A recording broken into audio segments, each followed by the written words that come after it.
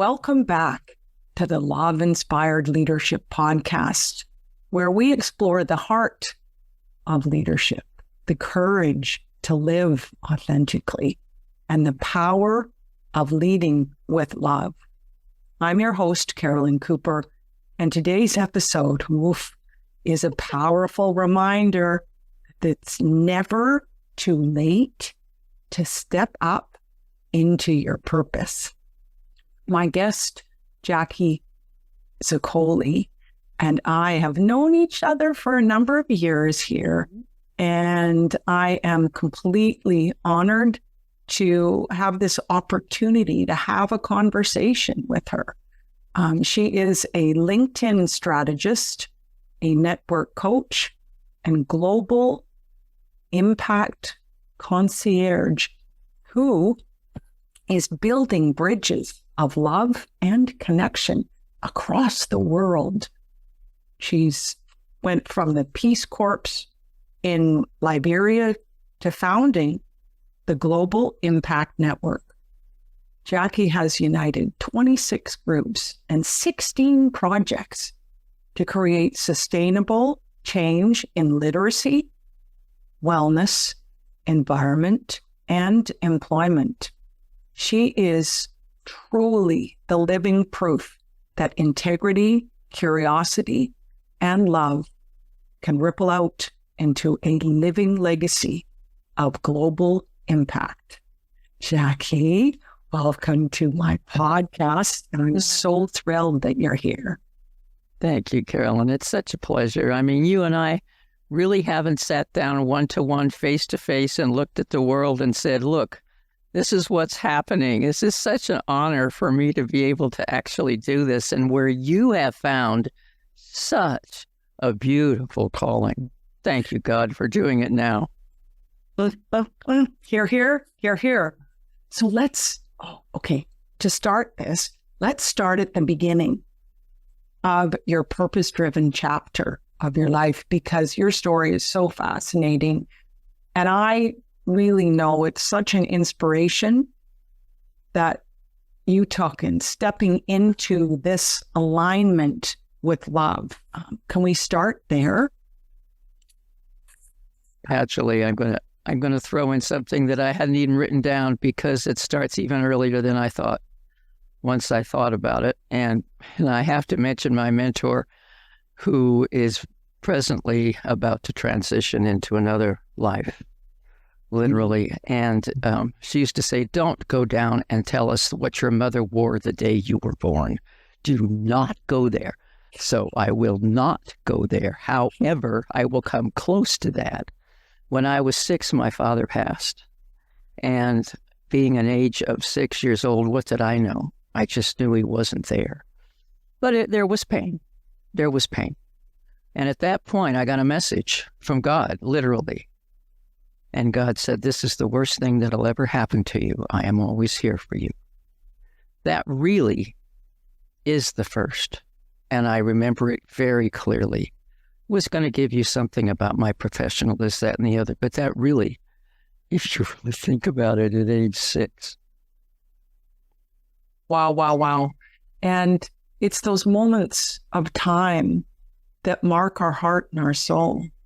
It's those moments in time that we remember that give us strength and clarity and conviction as we move forward as a love-inspired leader.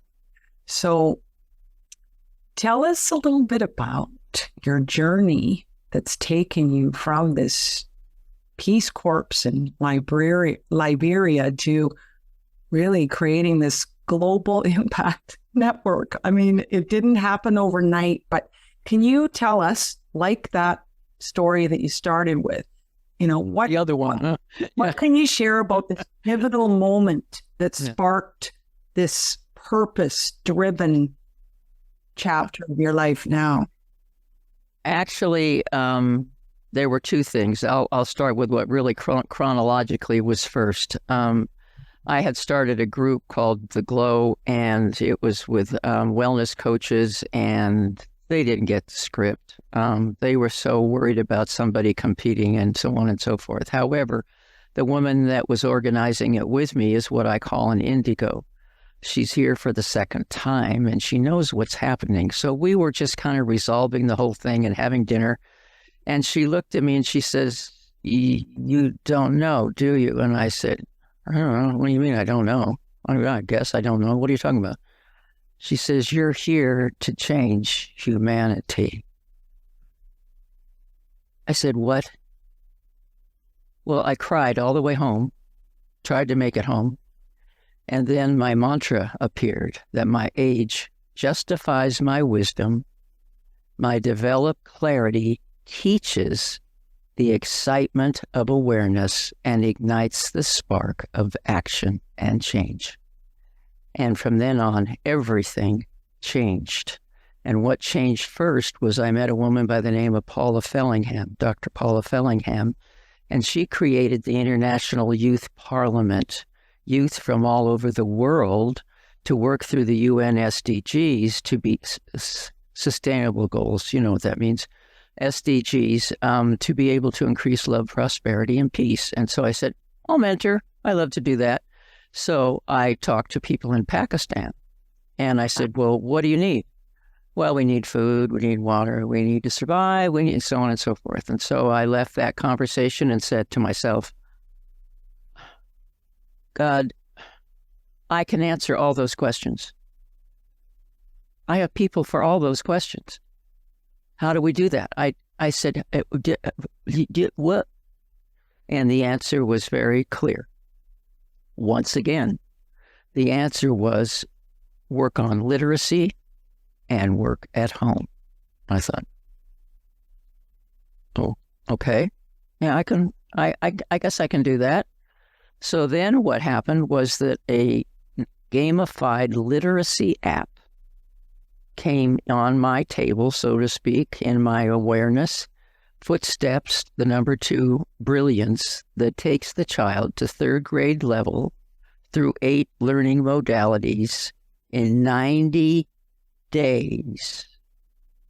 Well, do you suppose that just might change this world? So I began to pursue that. I did a little at home, but with the advantage of looking at different worlds, with, I have to admit, the advantage of COVID. There are positive, and all of us now being able to see other cultures and interact with other cultures.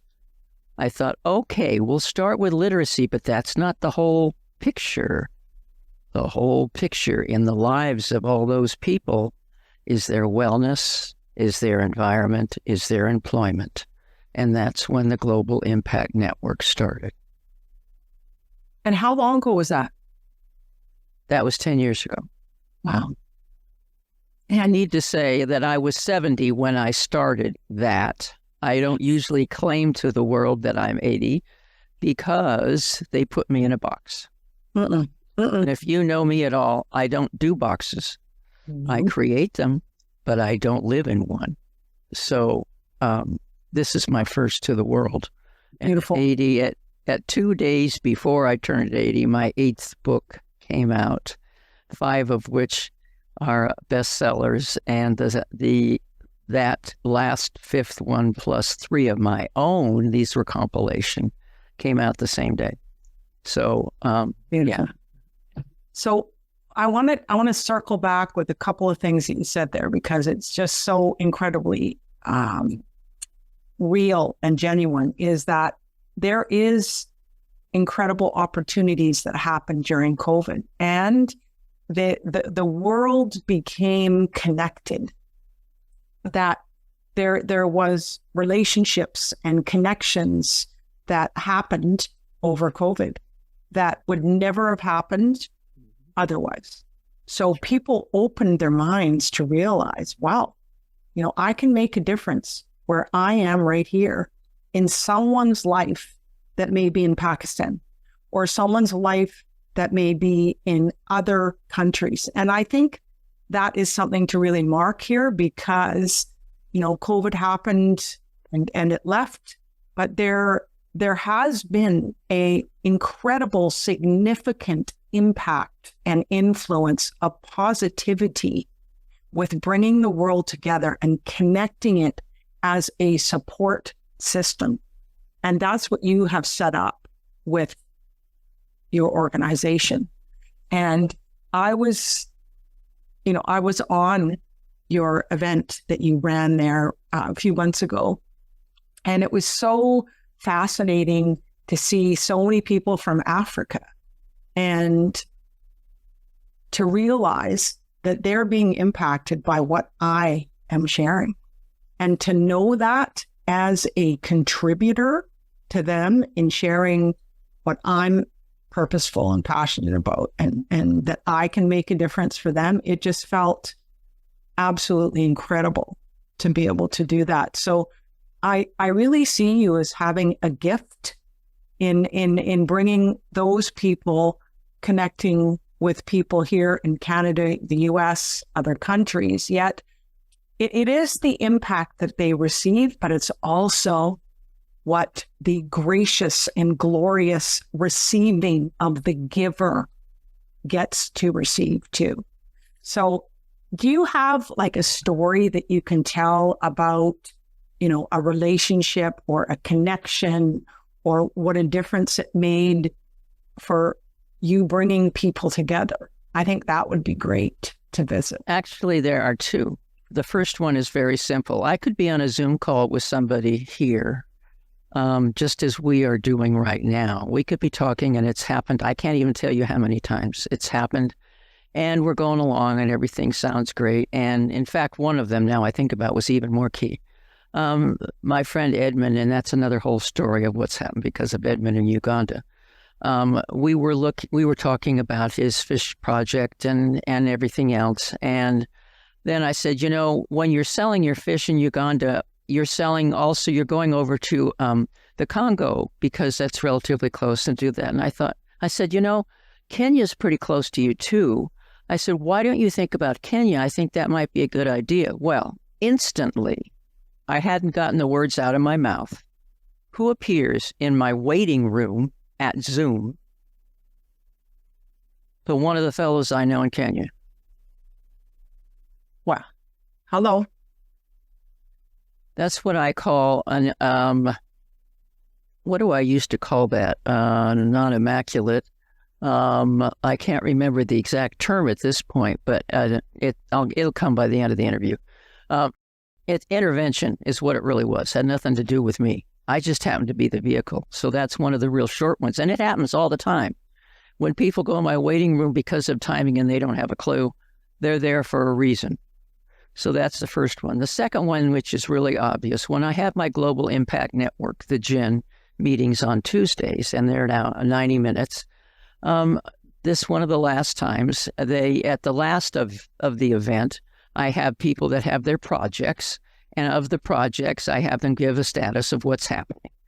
Well, probably all 4 of the projects had something to do with water problems. They couldn't get water. The water that was there was contaminated, X, Y, and Z. It's big struggle, big struggle. I mean, we hear it everywhere. Woman gets up and says, oh, I just happen to be someone that does grants for water projects. Do you see what happens? And again, I'm the vehicle. That's what I feel is what I am. I'm the community builder. I am the one that brings the people together because intuitively, I know that they must be. Now, did I know that one? I didn't even know the woman, but she came because of. So the point is that this happens all the time, and it's a matter of, and sometimes it's a matter of me sitting in a Zoom room and going, oh my God, that was a good one. I hadn't even thought of that one. And I'll give an amazing connection, and they'll go, how did you do that? And I said, I don't know. It just, I hate to say channeling. I don't want you to think of this big spiritual guru, but that's exactly what happened. Is it just comes. It comes. I don't know if that answered your question, but I think it did. It did. And here's the piece that I want to just add to that I think is so wonderful, is that when we make the decision to be a love-inspired leader, to live our calling, is I call those gifts. And they're evidence and clues that you know you're on the right path, that you are serving from your highest self. And to me, those are gifts, because you were a part of this connection that supported that end result to happen, which is a solution which could change people's lives. And it's magnificent. So I love it. I love it. Yeah. So it's paying attention. Yeah. Paying attention, really, I think, Carolyn, that makes this whole thing work. One of the fellows in Kenya came to me, as often happens. We're starving to death. We're in the refugee camp. My wife is pregnant, going to deliver any second. I have 3 children, X, Y, and Z. Well, typically I would have thought, yeah, right, stand in line. And I would have thought, oh, let's not. But I know him, and I know all of it, and I know it's real. And after much thought, because I certainly wasn't going to, this same Edmund that I speak of, who actually named his first child after me, which is Wonderful. amazing in itself, with the whole name, Jacque Zoccoli in the middle of it. Anyhow, I thought, Edmund's in Uganda. What does he do? He has fish. He has dried fish. That's what they sell. Hey, you need to get a hold of him. Well, there's a few miles in distance between. I don't care. Your wife's going to deliver any minute. You have to be careful, because there's going to be a target on your back if you come with fish. Do it discreetly and find a way. So it's understanding the pieces, being open to change. How can this happen? It's not if, it's not when, it's maybe next week. No, how? How can this happen? And that's one of the things that you said in that meeting, to really support people to look at the how, the links, the open-minded, the curiosity, the wonder. How can this solution be created? And that's part of the power of being a love-inspired leader. And that's where success happens. It's with that vortex of having an open-minded, not closed-minded. It's everything that's part of my philosophy, which is thinking above the line. And that's where results happen naturally, simply, and easily. So tell me about the 26 groups for water projects that is so powerful. How did that moment of reflection lead you to, I know that this is a gradual transitional process and how this happens, but how did that, project come alive with the 26 projects there? Okay. 26 kind of mixed up in there. What happened of the 10 that I created networking groups, those groups, I created those in the Bay Area in California with all the chambers. So that was the 10 groups. The 16 were projects that people had from the Global Impact Network, one of which, actually probably 2, maybe 3, were focusing on water, specifically water for the world, that now, I still can't believe it, now we are creating, we're not completely cleaning Lake Victoria, which only encompasses 6 countries. We're starting in Kenya with one community of 20,000 people in the village. It's a big village. And bringing the water out from Lake Victoria, osmosis and a variety of things to filter that water, because boreholes are otherwise the only way they're going to get water. And that's the only clean way. The other way is I don't even want to go on how bad that is for the other way. But the point being, once that's out and actually stored, then the women will be able to get together and create a very small amount of money that people would need to be able to get that water. So they would have an income. So you see how this happens, and then they'll be able to do the agriculture, and then they'll be able to do, and it'll be self-sustainable. So for the first time in this entire process, I'm looking now at the projects. That's how the water came back into my life. And I said, okay, you guys, you're doing water over here. You're doing water over there. You're doing, what the fudge aren't you doing together? So I began to bring them all together. Well, we're having the same problem in the refugee camps. I just found out there's one in Uganda. Well, duh. There's one in Kenya. Duh. Well, you're doing these in agriculture and do this and to teach girls and to be able to do that. Oh, by the way, you're doing it safe. Duh. Why aren't you doing it understanding together and getting the resources and getting people to be coaches to be? So that's what my world is to bring people together. And of course it's love. There's no other reason they're going to do it. Nobody's going to pay them to do it. No. And survival, of course, but it takes that outside perspective of curiosity and wonder. And also, I believe that you've been led to build these certain relationships. Yeah. Over here, over here, over here, and over here. And then the creative expression of that is simply to bring those resources together, to link them together to make a bigger difference. And and so you tell me what that is for you to witness those, I call them miracles and magic. Yeah. Those incredible results. I mean, how does that feel for you to witness that? My insides are paved with gold. My outside's not so much. The point being, it is so, I get to the meetings in the gym and I'm just like, 25 people here. They're all doing what they can. I mean, and it's me that's brought them there, or someone has said, you got to come to this thing. Mm-hmm. And it's just so fulfilling. It's the obvious to me, finally, after all these years, that this is what I'm here for. And it's your living legacy.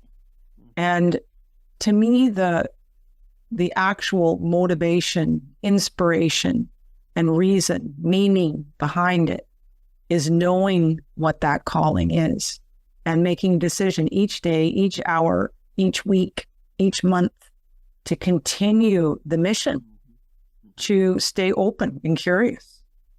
Absolutely. So absolutely. Open and curious are the key words. Add one more to it. Listen. Yes. Mm-hmm. Listen to understand. That's what the world's missing. Listen to understand. We now are in cultures all over the world. Is that the good news? Yeah. Is that the bad news? Yeah. How do we relate to these people? I have not been abused all my life and do not have a say like that woman doesn't have a say. How do I relate to them? And that's what I run in LinkedIn. I see all these people that are amazing. They have a name that I can't spell or pronounce. I know they're from another country. I'm addicted.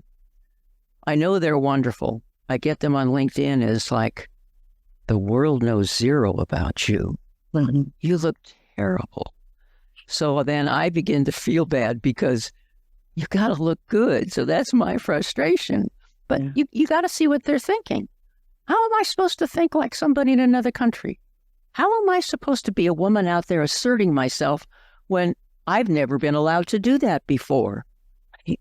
They haven't let me speak. They've told me that I'm just some little thing in the corner for all my life. How am I supposed? And I'm supposed to be able to have people view that of me?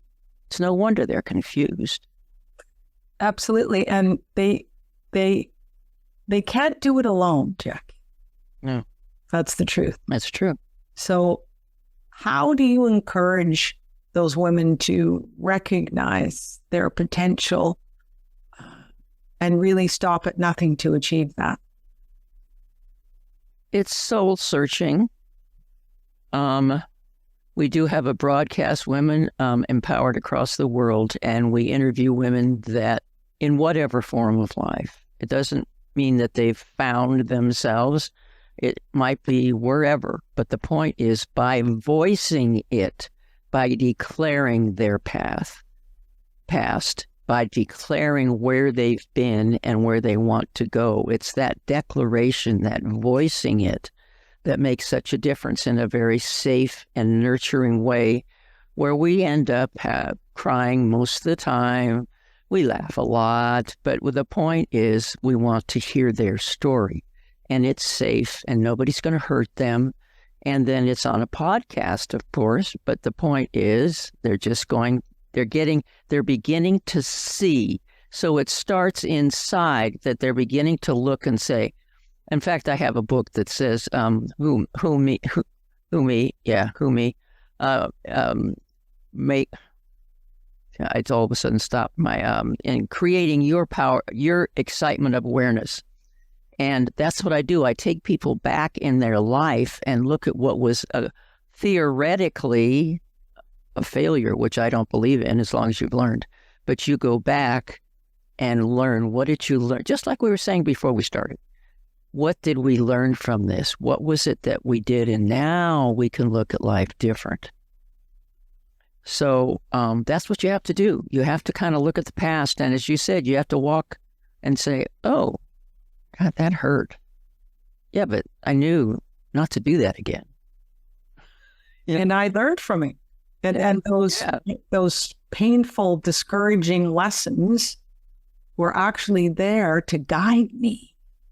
That's one of the big truths I see in life. And that is to really spark within myself my purpose and passion. It comes from that. And that's what is inspiring you in your global mission to bring these groups together to make a meaningful difference in these people's lives too. Positive difference, yeah. So you emphasize all the time being open-minded, curious, and celebrating others. Share with the audience how you celebrate others, because that's one of my favorite too. Well, when you listen, when I first started my business many years ago in about 86, I was sitting in a conference room in Fremont, and I was looking at the Chamber of Commerce conference room, looking around, and I said, $250 for a plaque on my wall. I'm going to have to do better than this. So I started their networking groups and taught people how to build relationships and what that is. And it is so key even today. People have two qualities. They have an expertise and they have a need.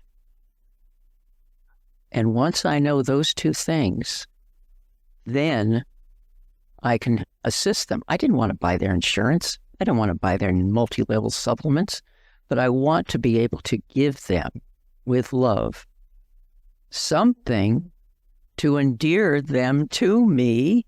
And that's how you build alliances. That's how you build businesses. It's all built on commonalities as well. That's part of my 5C formula. Commonalities are what starts a relationship. So you won't know the commonalities unless you know what they need as well as their expertise. So commonalities, communicating the commonalities, committing to work together, contributing to that relationship. And when you do it with an open mind, curious, without judgment, you get collaboration. Those 5 C's make the glow, the guided love of wholeness. So that's how I look at life. If you can go through those steps, and the commitment's the one that most people trip, and contributing, that's the thing. But that's where you start to give love, because you'll receive it back. As a tenfold harvest has been my experience. Mm-hmm. And that is truly having a servant mentality rather than taking. You are contributing and you are giving. And I love the expression that what we give is really the only thing we get to receive or keep. And I love that so much. And it makes me think of an organization that I am intimately aligned with. It's my personal network.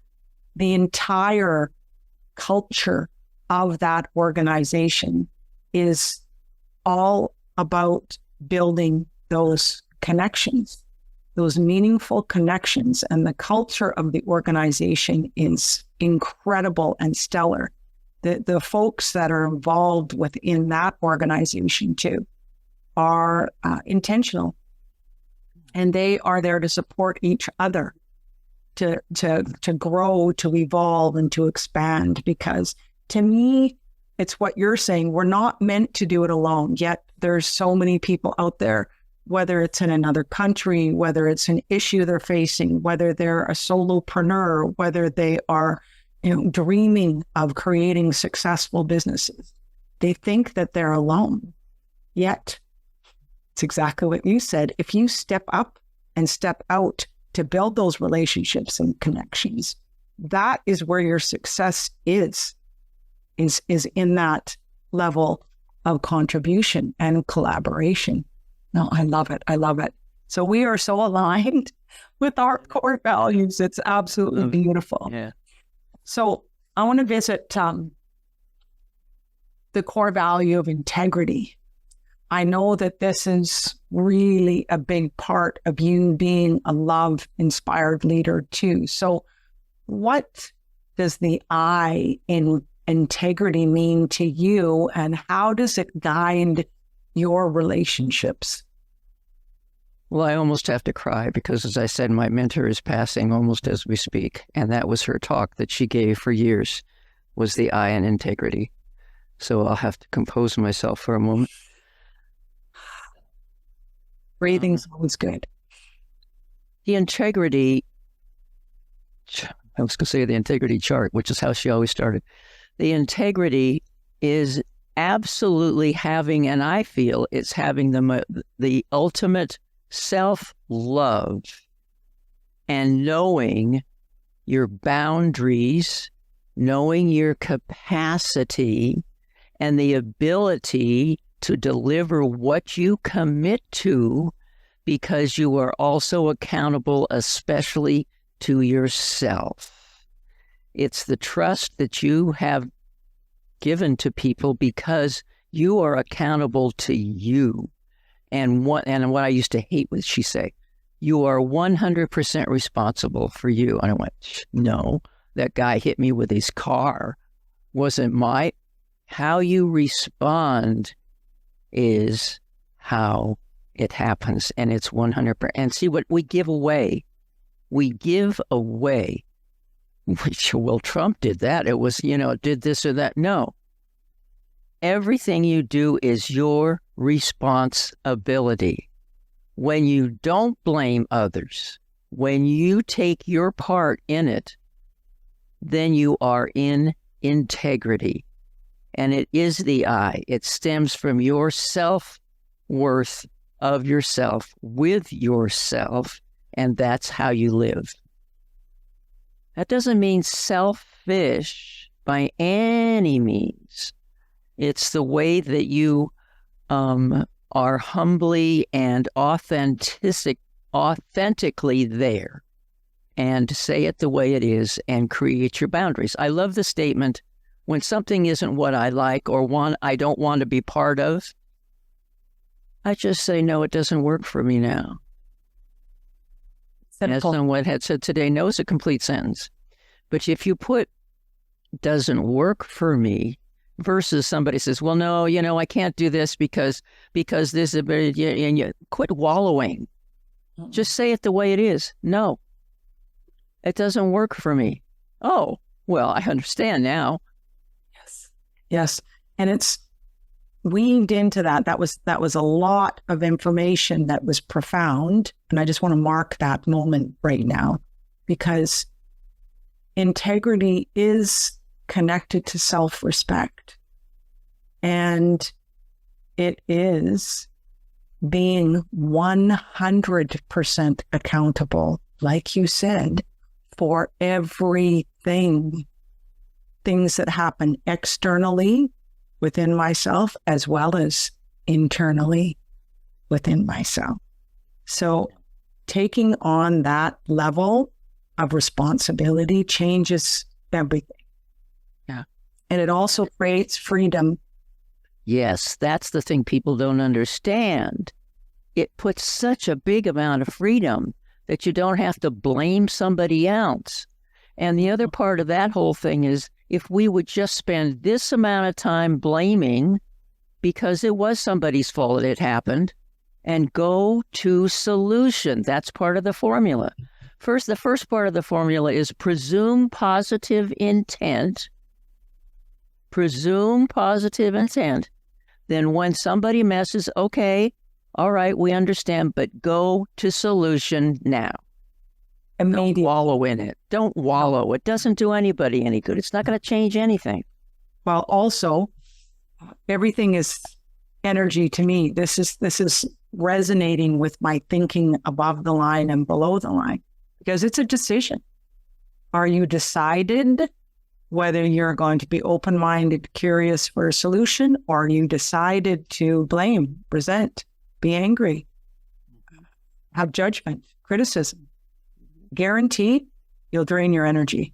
Guaranteed, you let that linger, you will get sick and drain your energy, which, I think that everyone's looking for vitality in life. I think that each person that's listening here is looking for meaning and purpose within their life, and joy, and ease, and grace. And by making that decision to live with integrity, the way you framed it is exactly how to accomplish that. Love it. So let's look at your story of the powerful example that you're thinking of right now, where what happened to you and shifting your perspective. Maybe it was on integrity, maybe it was on setting boundaries, where you chose to live in alignment with love that matters most. And it had a huge ripple effect on your life and your results. So one last story to share with us. Well, all I can think of is the people that I mentor and listen. And that's literally what I spent it. It was like, when did I start? 8-10 years ago in China. It's listening. And what else did I do? I don't know the culture. I don't know why she had that, all of this. It was listening. And today, after she has 2 children and wasn't married at the time, and she comes back, and I really miss your ray of sunshine, and I think that's what people need to know the most that are listening here. They think, oh, I'll give $10 to a nonprofit and I'll be happy and I've done my thing. What they don't understand, and is so important, is the gifts that they have that can be shared in other parts of the world. Well, the question comes, so why aren't you doing it in the United States? Well, I could, but all of the people that I work with, without exception, in other countries, love what I give them. And they tell me in as many ways as they can possibly do it in English. They would do it in their own nationality if they could, and it would make sense. It's a matter of giving of yourself. I have coaches come to me, and I'm sure you can realize this, and they are doing wellness coaching in a clinic in Kenya. Coaches, they have a lot to share, and we have far more in common than we do not. Exactly. And so what you're saying here is, and what I want to mark is this, is that we think that the only contribution that we have is money. And that's tithing. That's what Emma, my mentor, who gave me this key when I was 18 years old, that inspired me so much as my mentor, my love-inspired leader mentor. And she said, there's numbers of ways that we can give and contribute. It's not just money. We can contribute our expertise. We can contribute what talents we have. We can, and now with the internet, with Zoom, with WhatsApp, with Slack, with so many different forms to connect and communicate, which is where we started on this podcast, is I want each person just to think about, well, what is it that you could share, contribute? Because the actual fulfillment of taking action and receiving that incredible gift of giving, because that's what you get to keep. So be creative in your own mind. Get in contact with Jackie in whatever talents, expertise, wisdom that you bring to the world. Just know there is people out there that will value what that is and are open to receive it. Absolutely. Absolutely. And, I find it, I'm beginning to trend over. I'm starting a new thought, taking LinkedIn globally for your cause. Love it. The people are there, and most people haven't a clue how to get a hold of them. So that's all part of what I love to do is, okay, you need to have water to do this. Well, we got a project over here. Well, maybe you need to have these. Well, you need an alliance that's going there because they're going to do. So that's the kind of stuff that I love to do. Right. And you have an incredible gift for our audience too, don't you? Do you want to share with them what that is? Yeah, real quick. I do give a workshop on LinkedIn profile refresh workshop that's coming up the 9th of September. And I'll be reviewing people's profiles right there on the spot to be able to help them. However, the document that I'm giving you, the LinkedIn profile global impact, shows you how to go through the whole thing. Go through LinkedIn step by step, check mark. Okay, did that. This is the post, what I do on posts, so on and so forth. So that's what I'll be giving you. Beautiful, beautiful. And, I just want the audience to realize too that your opportunities are global. It is not just local. It is not just geographical. So I invite you to expand your awareness, expand your vision of how your business can make a difference in the world to be global and participate in Jackie's workshop. That sounds great. I will be there, Jackie. Thank you for your contribution today and for sharing your stories and your wisdom and your incredible heart and commitment to living your calling. You remind us that it's never too late. It's never too late to embrace our purpose in our life and lead with love and create a living legacy that matters. And for the listeners, Jackie's gift, please take advantage of that. And I leave you with this reflection at this moment. What pivotal moment in your life could you honor today and step into the next level of love-inspired leadership? Thank you for tuning in to this episode of our Love-Inspired Leadership podcast. And please subscribe and share it with someone who needs it. And remember to keep leading with love. Thank you. One last thing. Absolutely. I did not make it obvious, and I have said that I am leaving the legacy for Patricia J. Munson, who is my mentor. I mentioned her several times, but I would like to add that to that so that she can feel blessed. How beautiful.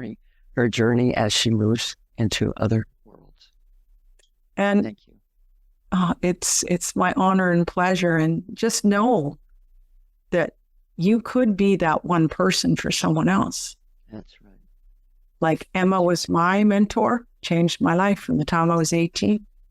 Yep. And here I am. Yep. And your mentor. Still doing it. You're still doing it. I know. So thank you and blessings to all. Thank you for joining me on the Love-Inspired Leadership podcast. If today's episode stirred something in your soul, share it with someone who's ready to aim higher. Keep holding your vision, anchor in your truth, and take intentional, inspired action. Because love is all there is. Hey, I'm Michelle Abraham, founder of the High Vibe Podcast Network, and we are honored to have Carolyn Cooper's Love-Inspired Leadership show as part of our network family. For more inspiring shows like this one, visit highvibepodcastnetwork.com, and don't forget to grab your free gifts from our hosts in the gift fold. Till then, stay high vibe and keep sharing your life.